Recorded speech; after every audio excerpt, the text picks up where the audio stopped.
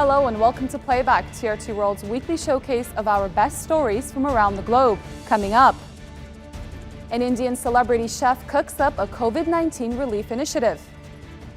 Meet the tireless volunteers helping to rehabilitate Syrian children with Down syndrome.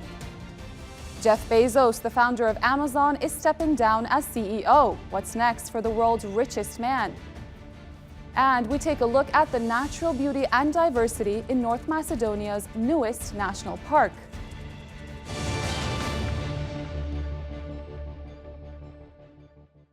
The pandemic has taken its toll on many industries, and the food industry is no exception.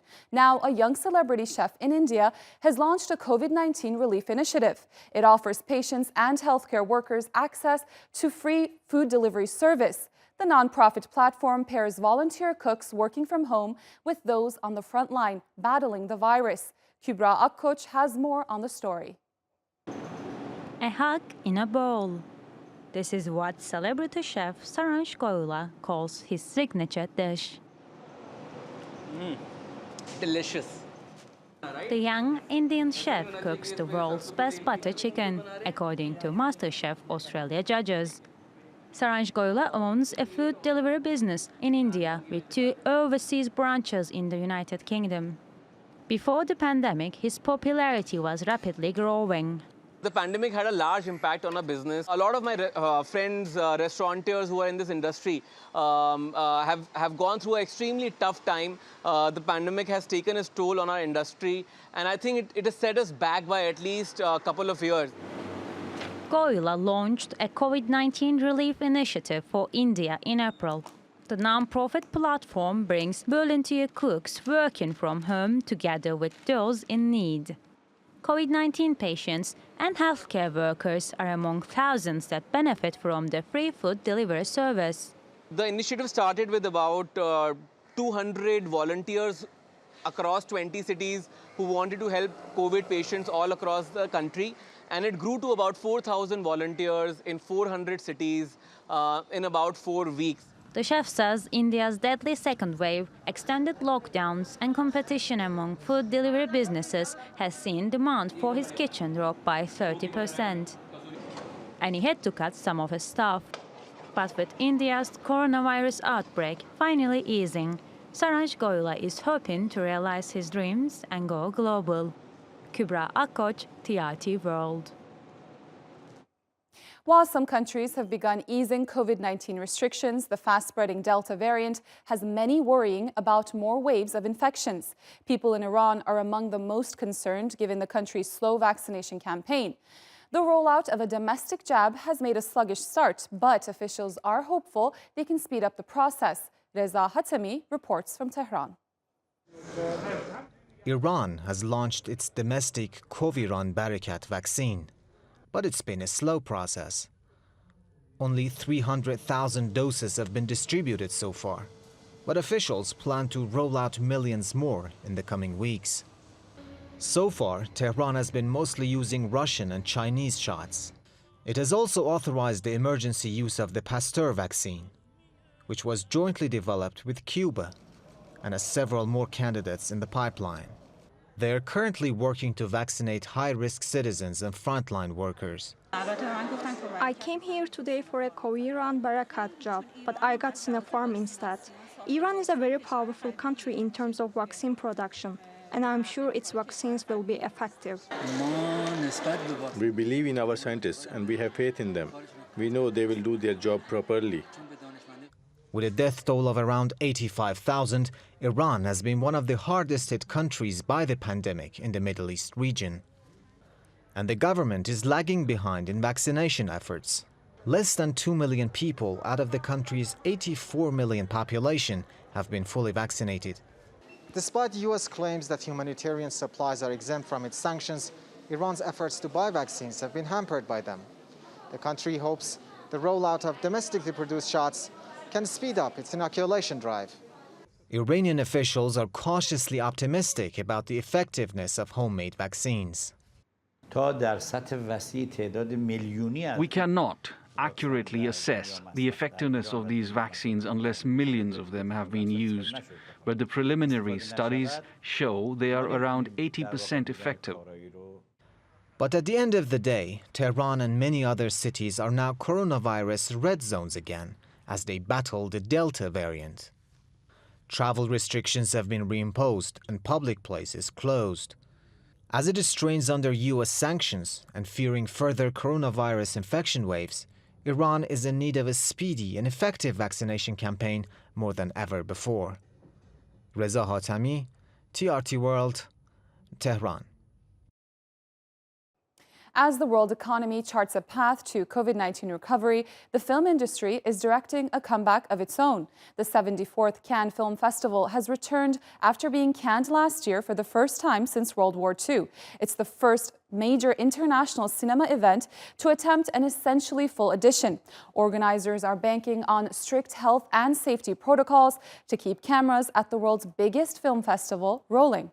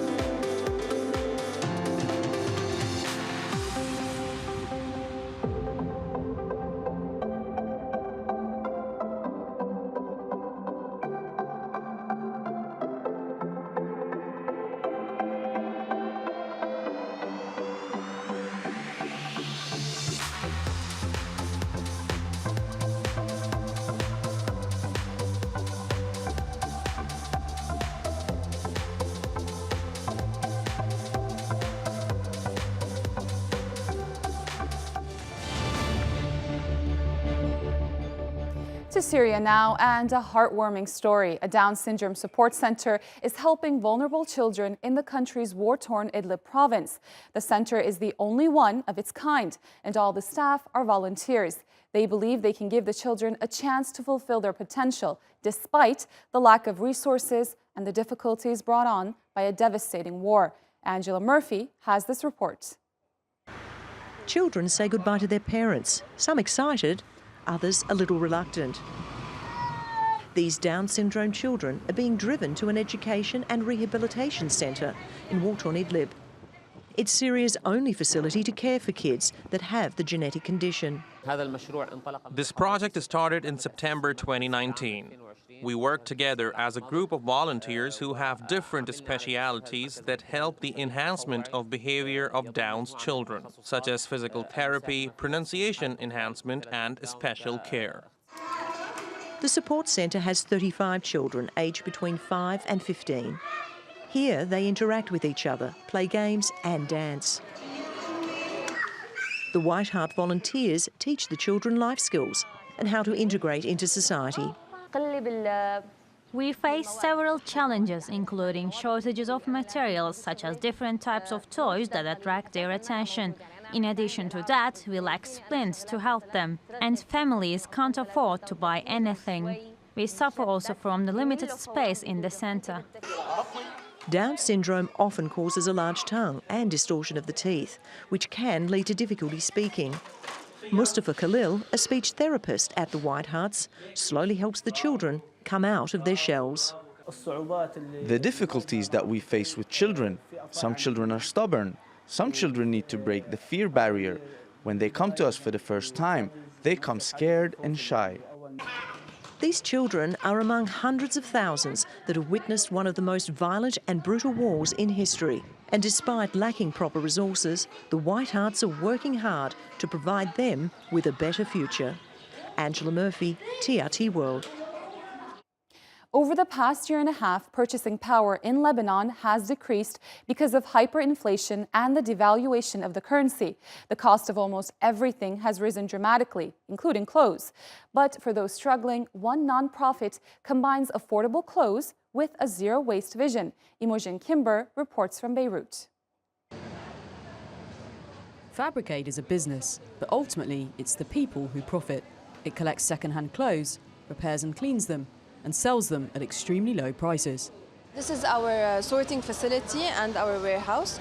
All of the clothes that we collect in our bins or through our partnerships come here and they're sorted by our team. In addition to our team, we have a few cash for work volunteers who are working here that are getting paid by our partners. That way we might be able to hire them in the future and secure more job opportunities. Playback employs at least 50 people full-time, in addition to its casual workers. Those jobs are desperately needed in Lebanon, where the unemployment rate is more than 30%. Its clothes are also in high demand. We don't want anyone, especially those that are under the poverty line, to feel like they need to wait for donations and to get and receive clothes that they don't really that don't suit them or are not what they need at that moment. Prices are generally below 25 cents per item. I can buy clothes for my family here. When you have a family, you have a big budget for clothes. I can't go to other shops, but we can afford to shop here because the prices are good. The cost of basic clothing items, like plain T-shirts for example, has increased at least 9-fold during the economic crisis. This means higher-end items like suits or office wear are unaffordable for many, and popular international brands are completely out of the question. Several global retail chains and brands have shut up shop in Beirut altogether. Playback also has a mid-range store on Beirut's busiest shopping street. It sells some of these popular brands for $5 to $10 per item. This store functions differently from Playback's other shops. People are paid here for their second-hand clothing. When people come and we buy their clothes, especially during these times, we know that we're helping them. We're helping them, on the one hand, get rid of clothes that they don't need. We know that these clothes are not going to go to waste. And we know that we are financially, if they need the money, helping them as well. Playback also has a vintage store in one of Beirut's wealthy neighbourhoods. Its profits help support the operations of the low-price stores. But whichever Playback shop they choose, customers will find goods that are lightly worn and heavily needed. Imogen Kimber, TRT World, Beirut. It's the end of an era at the world's largest e-commerce firm, Amazon. Founder Jeff Bezos is giving up the post of CEO in order to devote his attention to other aspects of an ever-growing portfolio. Polo Montesilo has more on Amazon's future and what's next for the world's richest man. Jeff Bezos is going out on top.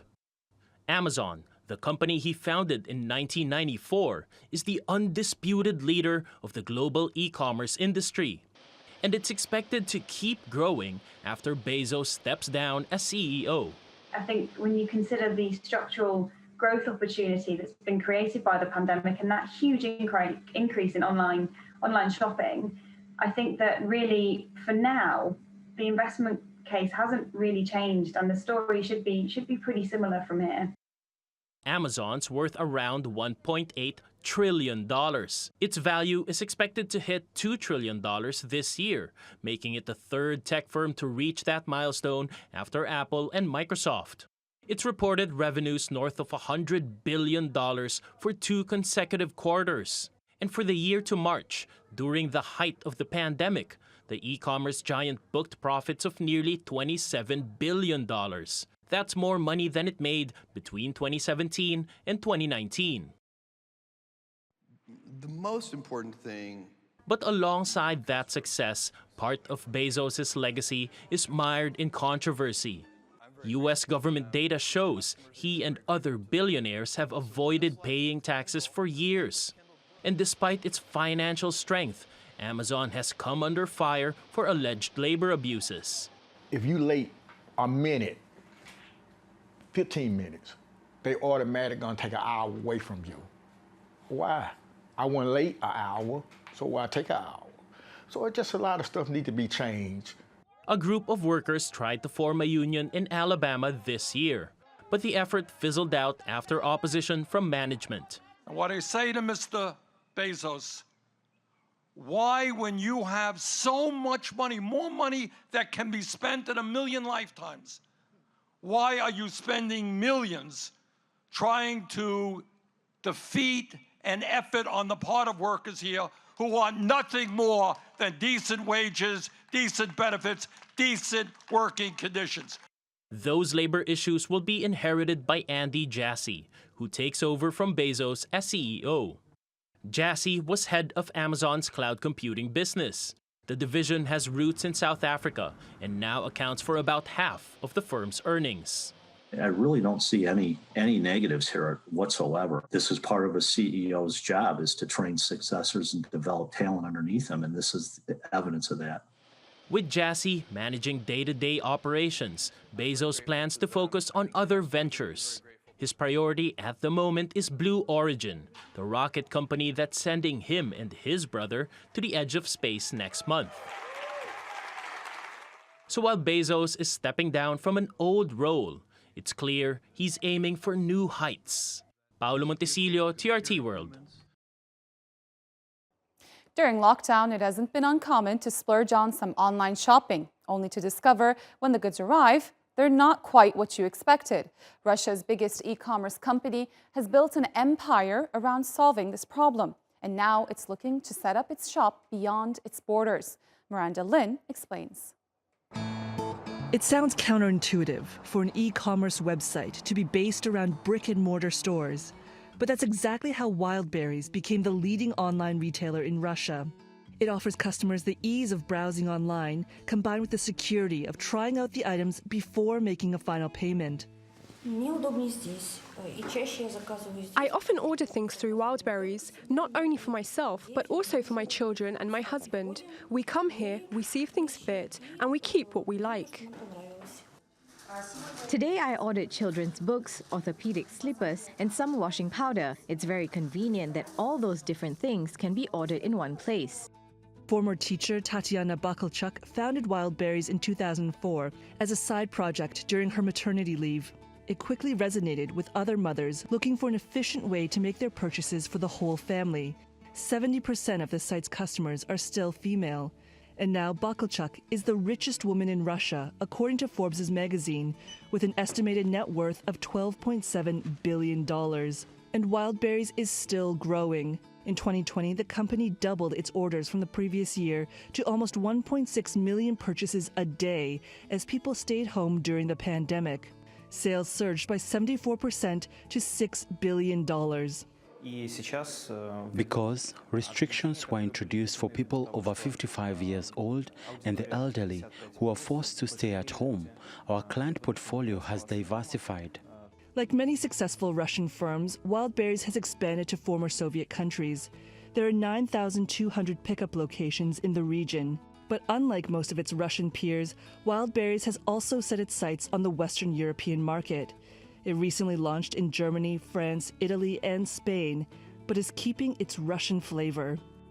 The particularity of the Wildberries website is that it features both large international European brands and brands that are produced only in Russia. As Wildberries spreads further, it will face more competition. Global leaders like Amazon and Alibaba are already well established across Europe, and more rivals are emerging.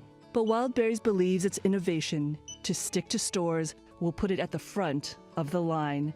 Miranda Lin, TRT World. There was a historic moment in space for China on Thursday. 2 taikonauts performed the country's first tandem spacewalk, spending 7 hours outside the new Tiangong space station.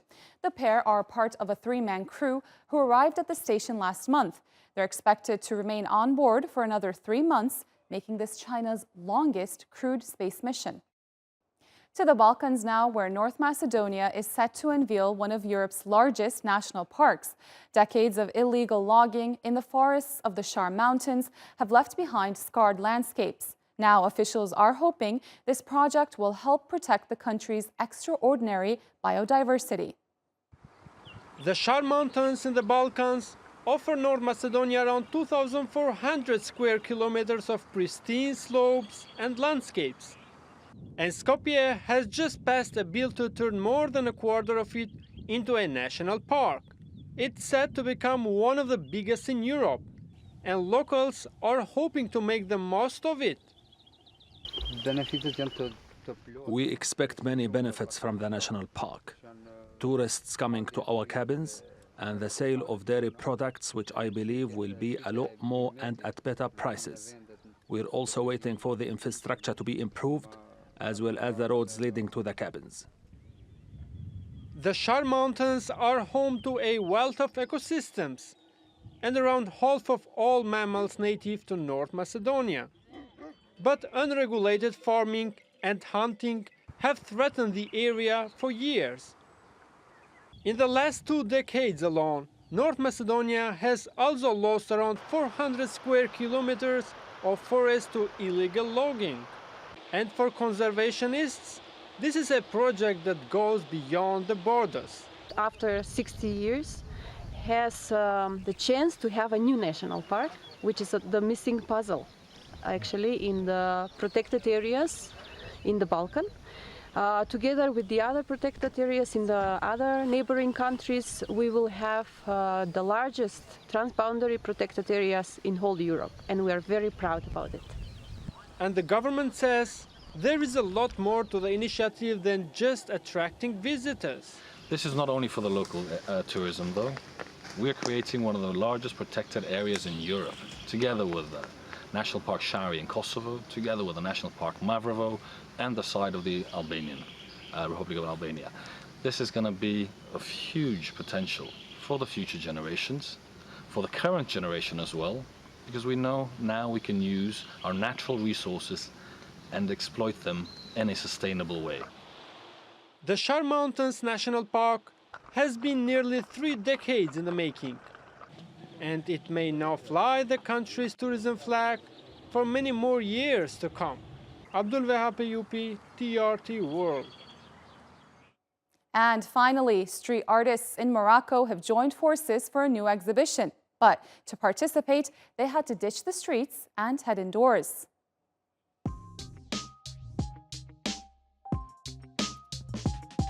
Street artist Ed Onad creates most of his murals outdoors.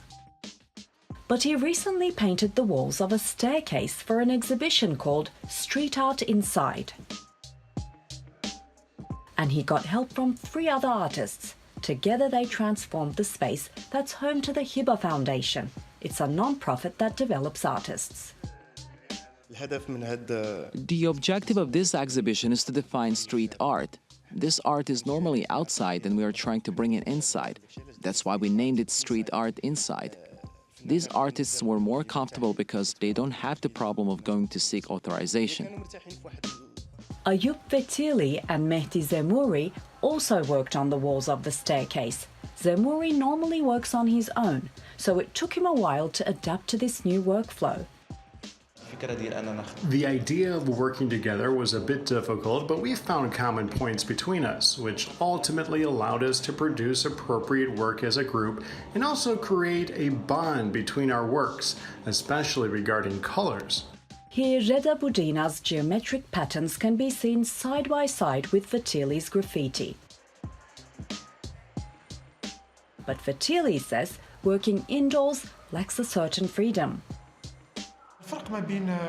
The difference between working on an exterior wall and an interior wall is the fact that working on an exterior wall can mean having a large area and more freedom. On the other hand, inside we're a little tight and we work more on the quality. The artists also got to teach the basics of street art, and this part of the exhibition displays the works made by those who attended the workshops. We have the pleasure to receive a lot of people interested in street art, and they were surprised and satisfied of this experience. We had the opportunity to offer workshops to discover the basics of street art, materials, colors, and new concepts. But this exhibition will soon be over, and the artists have already gone on their separate ways. Such projects come and go, but street artists always head back home, to the streets where they belong. Well, that rounds up your week of news here on Playback. Stay tuned to TRT World for the latest stories.